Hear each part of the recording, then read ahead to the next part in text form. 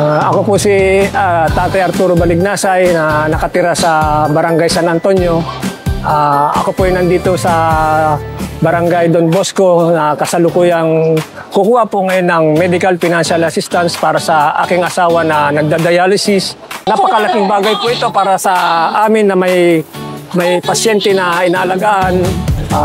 Ito po ay sobrang laking tulong na binibigay ni Congressman Gaston Bunting.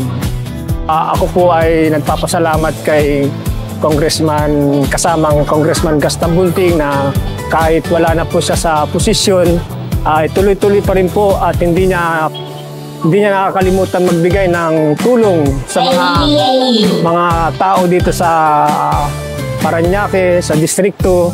Nagbibigay pa rin pa siya ng tulong, tuloy-tuloy ang mga medical, financial, mga medical equipments, gaya ng mga wheelchair, mga nebulizer.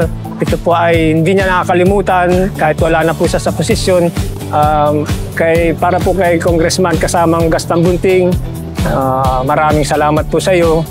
Lubos po kami nagpapasalamat sa iyo sa mga binibigay mo sa amin na tulong. Talagang sobra, ulitin ko po sa inyo kasamang Congressman Gaston Bunting, napakalaking tulong po sa amin to.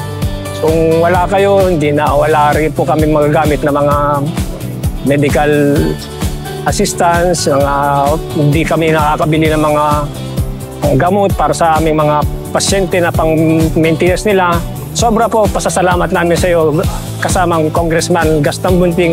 Maraming salamat po sa inyo. Kasamang Gaston Bunting, laging naglilingkod, DFF.